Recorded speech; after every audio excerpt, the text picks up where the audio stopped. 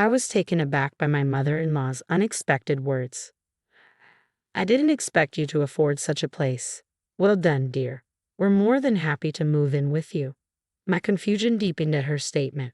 Excuse me, I interjected, feeling the need to clarify. With this upgrade, I don't mind holding off on the divorce. Remember, I'm single now, Lucy, 35, working as a doctor at the Women's Health Clinic. My apartment, a comfortable 15-minute drive from work, accommodates not just me but also my husband William and his parents. My marriage to William commenced 5 years ago, accompanied by his condition that we live with his parents. Being an only child, I understood his familial obligations. Despite knowing this beforehand, I agreed wholeheartedly. Thus, when we tied the knot, we opted for a larger apartment, embracing life with his parents as part of our domestic arrangement. Initially, when we began our cohabitation, William's parents assured me, as a doctor, Lucy, you're undoubtedly busy. Leave the household chores to us. Your father-in-law and I will handle everything else while you focus on your work. And true to their word, they diligently managed all cooking, cleaning, and domestic tasks, affording me the luxury of concentrating solely on my professional duties. I assumed William enjoyed the same privileges. However, our dynamic shifted dramatically 6 months later. Abruptly, William resigned from his job. Taken aback, I inquired, "What's prompted this decision? Why quit?" His response was startling. "I believe I've put in my fair share. I need a hiatus before embarking on a fresh start. Besides, even without my income, we won't struggle financially with yours." I countered, "But why such a significant decision without consulting me? You can't guarantee finding another job. What if something happens to me?" His reply was dismissive.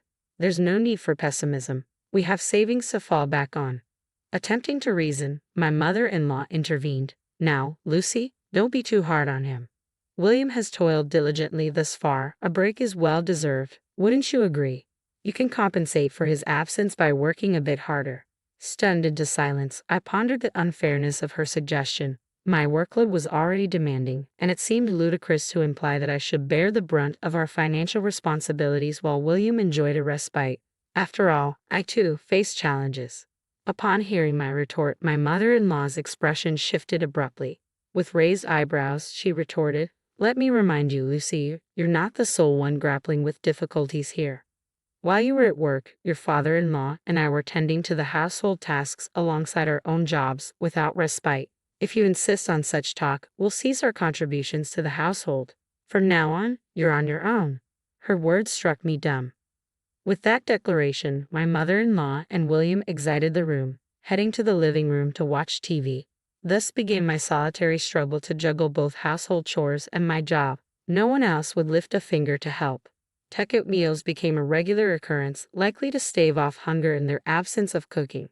However, their preferences leaned towards pricey options like sushi, leading to mounting demands for increased funds to cover food expenses. "Lucy, ensure there's enough money for our meals. Are you aiming to starve us?" they plead. Even when I urged restraint, my mother-in-law would counter, "How heartless to suggest scrimping on food when we're confined at home with no other indulgences. You're such a heartless person, neglecting your responsibilities to care for your in-laws." "Perhaps divorce is the answer," he declared. Exasperated, I relented, increasing the funds allotted for food, enabling my in-laws and William to indulge in whatever culinary desires they fancied. During a brief break from work, I dashed to a nearby gas station to pick up a few essentials. Upon reaching the counter for payment, I realized my card was missing and my wallet seemed lighter. Momentary confusion gripped me before I hurried home immediately after work. Bursting into the living room, I was met with the sight of a gleaming new television. "Welcome home, Lucy." "Back so soon," chimed in William, his voice laced with fond innocence. "Isn't it splendid, Lucy?" added my mother-in-law, their faces adorned with sinister smirks. "What's this? How did you manage to afford this?" I questioned, baffled by the sudden splurge. "We had savings, obviously." "Savings," came the casual reply. My mother-in-law seized the opportunity to chime in, her tone dripping with fond gratitude. "Oh, Lucy, we had no idea you were saving so diligently for us. You should have mentioned it sooner. With your dutiful contributions, we can now enjoy even more luxuries. You've finally proven your worth as a daughter-in-law." Spotting my card on the table, I exclaimed, "Wait, did you use my savings? And how did you obtain the PI?" Their response was dismissive. It's simple to deduce. After all, we're family, my mother-in-law asserted with a satisfied grin. Using William's birthday as the PIN shows your affection for him, she added, seemingly pleased with her deduction. I didn't choose the PIN with William in mind. It simply remained unchanged since our marriage. And my feelings towards William are not as they once were, I confessed. Unfazed, both my mother-in-law and William continued their audacious demands. You haven't fulfilled your duties as a daughter-in-law thus far. There's no need to make a fuss over this. Your obligation is clear. Hand over your savings to us quietly. We expect $3,000, no, $4,000 monthly from now on. Don't try to hide your earnings. Ensure we receive our fair share, they insisted.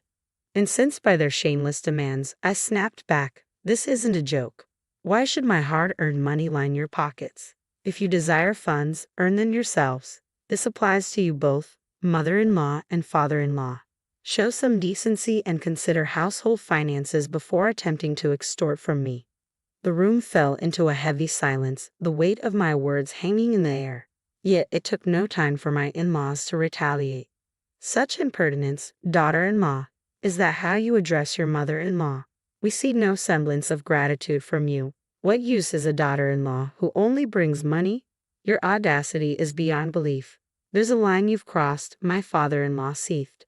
William, unable to contain his frustration, stormed off to his room, though he soon returned with a piece of paper in hand. Here, he thrust it towards me. It was a divorce decree. To my disbelief, not only was William's signature present, but also those of my in-laws as witnesses. File it if you dare, but be prepared to vacate this condo. Living with a stranger is out of the question. Unlike his wife, William is capable, my father-in-law declared sternly. Lucy will overlook your outburst as a momentary lapse. However, any further defiance will lead to your divorce, they jeered, their laughter filling the room. Anger boiled within me, but so did a glimmer of satisfaction. Yet now wasn't the time for retaliation. Suppressing my urge to lash out, I calmly stated, I'll begin moving my belongings and essentials before making my way to my room. My in-laws and William wore expressions of bewilderment. Did they believe I'd beg for forgiveness at the mere mention of divorce? How naive. The divorce papers, complete with signatures, served as a stark reminder of their intentions. Swiftly, I gathered my belongings and declared, I'm leaving. Don't expect me to come to your aid, even in times of trouble. With that, I departed our condo, the divorce papers securely in my possession, seeking refuge in a nearby business hotel for the night. Taking swift action, I canceled the card William had utilized online. Upon checking my balance, I discovered that the once plentiful account, boasting over $10,000, now contained a mere $3,000. Curiosity piqued, I pondered over their extravagant expenditures. However, my savings weren't limited to that account alone. As a precaution, I had sizable reserves in 2 other accounts linked to them. Though stunned to see $7,000 vanish, I deemed it a necessary sacrifice to sever ties with that family. The following day, I wasted no time and headed straight to the city office to submit the divorce papers. With a sense of relief, I watched as they were duly accepted. To assure the finality of the matter, I double-checked my family register certificate, confirming my newfound status as a divorced individual. At last, I had severed ties with that troublesome mother-son duo. While the urge to rejoice surged within me, I remained composed, knowing there were still tasks at hand. My next stop was a real estate agency, where I attended to 2 crucial matters. Firstly, I invested in a home of my own, utilizing the savings I had diligently accrued over the years. Through this process, I came to grasp the true significance of living life on my own terms. The realization dawned upon me that freedom was a precious commodity, one that could easily be compromised. I understood the importance of seizing opportunities promptly and asserting my autonomy without hesitation.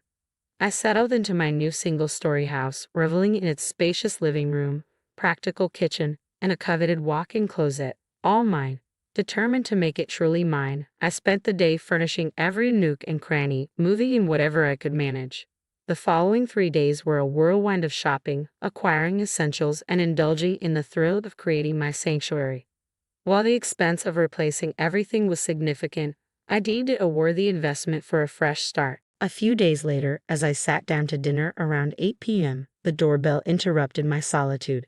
Curious as to who could be calling at such an hour, I glanced at the intercom screen to find a familiar sight. William, my former mother-in-law, and my former father-in-law. Almost a nostalgic scene.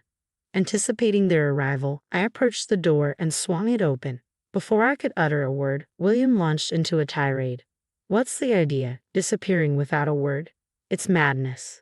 His outburst prompted his parents to intervene, urging him to calm down. William, take a breath. We agreed to discuss this calmly later, remember? His mother interjected soothingly.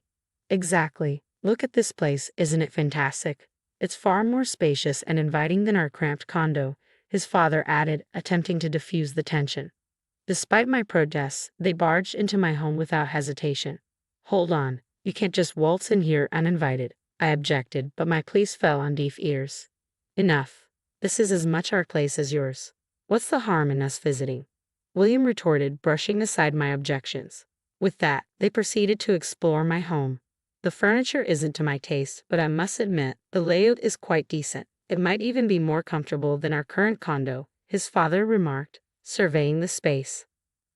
I never imagined you could afford such a place. Well done, dear. We don't mind moving in with you, my mother-in-law remarked. Excuse me, we're informing you that we've approved this condo. We'll be residing here with you. Perhaps we can overlook your past transgressions. Though your conduct as a daughter-in-law has been supper, we acknowledge your gesture in securing this residence for us. Perhaps William will find it satisfactory. I suppose I can overlook this. If we can reside here, I don't mind remaining married to you, she continued. Excuse me, who's the wife and who's not getting divorced? I interjected, confused by their assertions. The room fell silent as the three exchanged puzzled glances. I'm not married, you know. I'm single, I clarified. Rather than showing astonishment, they seemed unable to comprehend my words. What nonsense are you spouting? Do you think you can escape the consequences of your disrespect? My father-in-law retorted. In response, I thrust the divorce certificate into William's stunned face, causing a visible shift in their demeanor. Lucy, how dare you take such action without consulting us? Do you expect forgiveness? My mother-in-law demanded. Yes, I do. After all, you provided it to me for that purpose, didn't you? I replied calmly. Lucy, how dare you take such action without consulting us? Do you expect forgiveness? She repeated, her tone growing more agitated. Forgiveness. Your names were clearly stated on the divorce notice, weren't they? Including your names implies a decision was made, doesn't it? You were the ones who initiated the divorce papers, weren't you? William explicitly instructed me to file them if possible, so I did. What's the issue? Upon my firm stance, the three fell silent, their faces flushed with embarrassment. Undeterred, I decided to push the matter further. Let's not forget, you're the ones who kicked me out. It appears you've conveniently overlooked the fact that the condo you currently inhabit is registered under my name. Now that we're estranged, I see no reason to uphold that agreement. Hence, I've terminated it. If you fail to vacate within a week, I'll have you forcibly removed from the premises, I declared. Their expressions quickly shifted from anger to shock, their faces draining of color.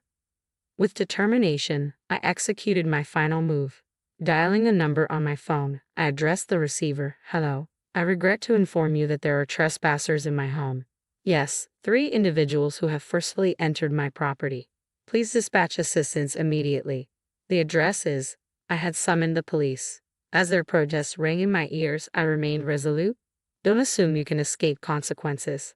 One of them exclaimed. What kind of daughter-in-law are you? It's appalling to involve the authorities in family matters. Remember this. Another added, their words a futile attempt to deflect accountability. With their parting remarks echoing in the air, each swiftly departed from my home. As I had repeatedly stated, I was indeed single. Finally, my battle had drawn to a close. I had braced myself for potential retaliation, expecting them to target me at the hospital where I worked. Surprisingly, they never materialized. Stubbornly, they remained in the apartment even after the expiration of the week-long eviction notice. Shortly thereafter, I received a call from the real estate agent. However, I promptly informed them, those individuals are complete strangers to me. Consequently, they were charged with trespassing and promptly dealt with by the authorities. Each was fined $1,000, but unsurprisingly, none could afford to pay. A relative from the countryside stepped in and settled the fines on their behalf. Subsequently, they were forcibly relocated to the countryside. It's likely that by now, they're toiling away on a farm, unpaid, under the watchful eye of their relative. For me, life is unfolding smoothly. Embracing my newfound independence, I've rediscovered the joys of living alone. After years of prioritizing others over myself, every day feels like a fresh start. Moving forward, I'm determined to savor each moment and seize the opportunities that come my way, ensuring that I make the most of this precious life.